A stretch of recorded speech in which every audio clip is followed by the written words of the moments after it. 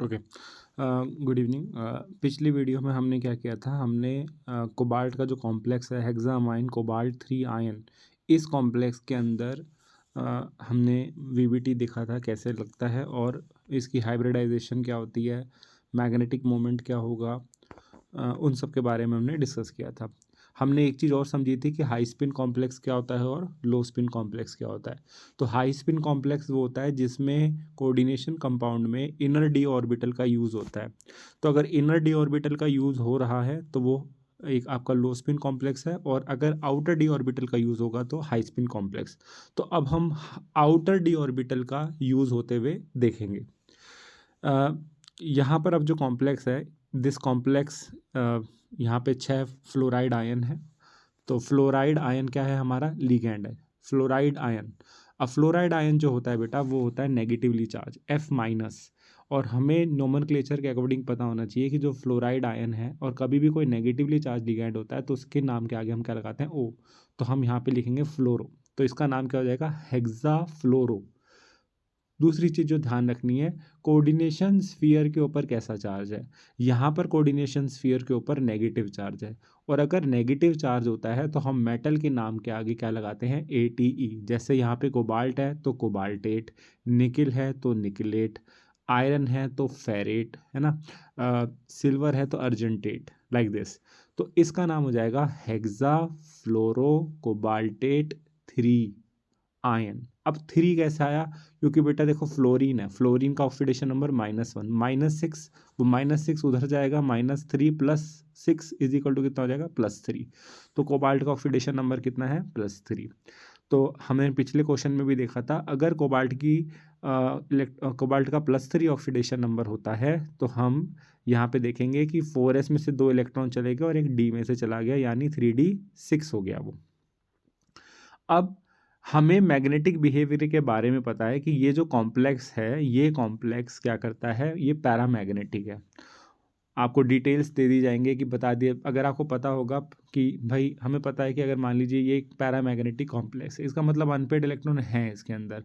और अगर मान लीजिए आपको मैग्नेटिक मोमेंट ही बता दिया, जैसे यहाँ पे 4 आपके क्या है, अनपेड इलेक्ट्रॉन है, तो 4 अनपेड इलेक्ट्रॉन के अकॉर्डिंग मैग्नेटिक मोमेंट कैलकुलेट कर दिया। मैग्नेटिक मोमेंट का फॉर्मूला होता है √, है ना, n × n+2 बोर मैग्नेट्रॉन। तो मान लीजिए 4 इलेक्ट्रॉन्स के अकॉर्डिंग जो आपका मैग्नेटिक मोमेंट निकल के आएगा वो आएगा 4.9 बोर मैग्नेट्रॉन। तो अगर आपको मैग्नेटिक मोमेंट दे रखा है तो आप उससे अंदाज़ा लगा सकते हैं कि कितने अनपेड इलेक्ट्रॉन हैं। अगर मान लीजिए 4.9 समथिंग है तो 4 अनपेड इलेक्ट्रॉन है ना। तो उस हिसाब से आप क्या कर सकते हैं, अंदाज़ा लगा सकते हैं। तो यहाँ पे अनपेड इलेक्ट्रॉन हैं। अब क्योंकि अनपेड इलेक्ट्रॉन रहेंगे, पेयरिंग नहीं होगी, तो मतलब डी ऑर्बिटल तो आपका ऑक्यूपाइड है। और आपके पास लिगैंड कितने हैं, 6 फ्लोराइड लिगैंड है। तो फिर उनको कहाँ पे प्लेस करेंगे, तो यानी कि सर अब की बार हम इनर डी ऑर्बिटल को यूज़ नहीं कर सकते, तो हम आउटर डी ऑर्बिटल यूज़ करेंगे। यानी 4s ऑर्बिटल, 4p और 3d की जगह हम 4d ऑर्बिटल को यूज़ करेंगे। तो इन दिस केस बिकॉज 6 हमारे पास लिगैंड्स हैं, तो we will require 1s orbital, 3p orbital, 3 4p orbital and 2 4d orbital. ठीक है। तो यहाँ पर आपका हम हाइब्रिडाइजेशन करेंगे तो हाइब्रिडाइजेशन क्या आ जाएगी, sp3d2। यहाँ पे मुझे लग रहा है कुछ मिसप्रिंटिंग हो रखी है, इसमें मिसप्रिंटिंग है बेटा, sp3d2 आएगा। यहाँ पे मिसप्रिंटिंग है बुक के अंदर, sp3d2। ठीक है। तो sp3d2 हो गया। और क्योंकि यहाँ पे देखोगे हाइब्रिडाइजेशन sp3d2 है, तो इसे हम आउटर डी ऑर्बिटल यूज कहेंगे, कॉम्प्लेक्स कहेंगे। और साथ ही साथ ध्यान रखना है कि ये एक पैरामैग्नेटिक कॉम्प्लेक्स है because it has unpaired electrons. तो क्या क्या चीज़ें नोट करने वाली है, पहला सर हाइब्रिडाइजेशन sp3d2, दूसरा sir it is a high spin complex और आउटर ऑर्बिटल ऑक्टाहेड्रल कॉम्प्लेक्स, है ना। Magnetic behaviour paramagnetic, magnetic moment can be calculated by the formula √of n × n+2 where n is the number of unpaired electrons. Clear. तो यहाँ से हमें पता चला कि 2 तरह के कॉम्प्लेक्स हो सकते हैं, एक D2sp3 भी हो सकता है और एक sp3d2। अगर D2sp3 होगा तो पेयरिंग हुई होगी, यानी वो डायमैग्नेटिक होगा या लो स्पिन कॉम्प्लेक्स होगा। अगर अनपेड इलेक्ट्रॉन ज़्यादा होंगे, आउटर डी ऑर्बिटल का इस्तेमाल होगा तो वो एक हाई स्पिन कॉम्प्लेक्स होगा।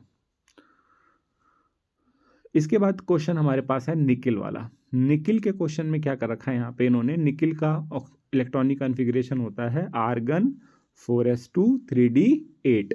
अब यहाँ पे ऑक्सीडेशन नंबर हम जब निकालेंगे, क्लोराइड आयन है -1 होता है, -4 और ओवरऑल -2 है, तो -2 + 4 कितना हो जाएगा, निकिल का ऑक्सीडेशन नंबर हो जाएगा आपका +2, यानी आउटर ऑर्बिटल यानी 4s में से 2 इलेक्ट्रॉन निकल गए।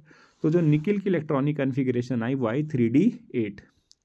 अब हमने देखा कि जो निकिल वाला कॉम्प्लेक्स है it is also a paramagnetic complex. इसका मतलब सर निकिल वाले केस में भी क्या होगा, ये जो क्लोराइड आयन वाला जो कॉन्सेप्ट है इसके अंदर भी क्या होगा, आपके अनपेड इलेक्ट्रॉन रहे होंगे। तो यानी सर हम इसमें अब इनर ऑर्बिटल का इस्तेमाल नहीं कर सकते, हम आउटर ऑर्बिटल का इस्तेमाल करेंगे।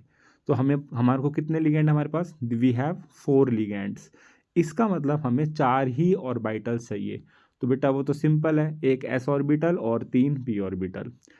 ये हाइब्रिडाइजेशन में जाएंगे और 4 sp3 हाइब्रिड ऑर्बिटल बन जाएंगे और इनमें आपके लिगेंड्स क्या करते हैं, इलेक्ट्रॉन को डोनेट करते हैं। sp3 हाइब्रिडाइजेशन होगी, टेट्राहेड्रल शेप होगी और पैरामैग्नेटिक कॉम्प्लेक्स होगा। Is it clear? तो ध्यान रखना है, क्लोराइड आयन था तो पेयरिंग नहीं हुई है। और आगे जब हम इसको CFT से पढ़ेंगे, स्पेक्ट्रोकेमिकल सीरीज पढ़ेंगे, तो वहाँ पर आप समझेंगे कि जो हैलाइड्स होते हैं generally they are weak field ligands. तो वीक फील्ड लिगेंड्स के केस में क्या होता है, पेयरिंग नहीं होती है। ठीक है, तो इसके बाद हमारा जो अगला क्वेश्चन था वो निकिल का था। निकिल वाला क्वेश्चन है जिसमें कार्बोनिल का इस्तेमाल हुआ और इसमें पता चला जो एक कार्बोनिल वाला जो कॉम्प्लेक्स है वो डायामैग्नेटिक है। इसका मतलब कोई भी अनपेड इलेक्ट्रॉन नहीं है। तो कोई भी अनपेड इलेक्ट्रॉन नहीं है तो हम कैसे करेंगे इसको समझते हैं। अब सबसे पहले निकिल का ऑक्सीडेशन नंबर क्या हो जाएगा, 0, क्योंकि कार्बोनिल न्यूट्रल है, ओवरऑल कोई चार्ज है नहीं, तो निकिल का ऑक्सीडेशन नंबर 0 है। इसका मतलब इसके पास 4s में इलेक्ट्रॉन्स हैं और ये 4s के लिए इलेक्ट्रॉन्स होते हैं बेटा, ये जंप कर जाएंगे d में, मतलब पूरा d आपका पैक हो जाएगा।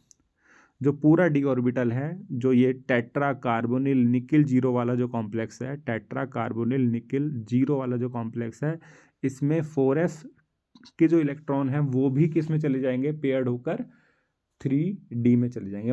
मतलब आपका पूरा 3d क्या हो गया, फुल हो गया, fully filled diamagnetic, no unpaired electron. इसका मतलब आपका जो अब आपके जो ऑर्बिटल है वो कौन से फ्री है, एस ऑर्बिटल आपका खाली है और 4 ही लिगेंड चाहिए, तो एक एस ऑर्बिटल और 3 पी ऑर्बिटल में आपका काम हो जाएगा, यानी हाइब्रिडाइजेशन क्या हो जाएगी, sp3। और हमें पता है अगर sp3 हाइब्रिडाइजेशन होती है तो शेप क्या होती है, टेट्राहीड्रल। ठीक है, तो ये हमारा टेट्राहीड्रल, यानी बहुत इंपॉर्टेंट क्वेश्चन है ये बेटा, क्योंकि बच्चे कंफ्यूज हो जाते हैं। ध्यान रखना है, carbonyl is a strong field ligand, आगे आप पढ़ोगे स्ट्रॉन्ग फील्ड लिगेंड है, पेयरिंग होगी। और क्योंकि निकिल का ऑक्सीडेशन नंबर 0 है तो 4s के इलेक्ट्रॉन्स भी ऑलरेडी अवेलेबल हैं और इतना स्ट्रॉन्ग फील्ड लिगेंड है कि जो 4s के इलेक्ट्रॉन है वो भी 3d में चले जाएंगे। तो इसीलिए ध्यान रखना है, जो निकिल टेट्रा कार्बोनिल निकिल 0 का जो शेप है वो है टेट्राहीड्रल, हाइब्रिडाइजेशन है sp3, मैग्नेटिक बिहेवियर है डायमैग्नेटिक। ठीक है, लो स्पिन कह सकते हो क्योंकि सारे इलेक्ट्रॉन्स क्या हैं, पेयर्ड है। ठीक है, तो इसके बाद हम करेंगे नेक्स्ट वाला कॉम्प्लेक्स।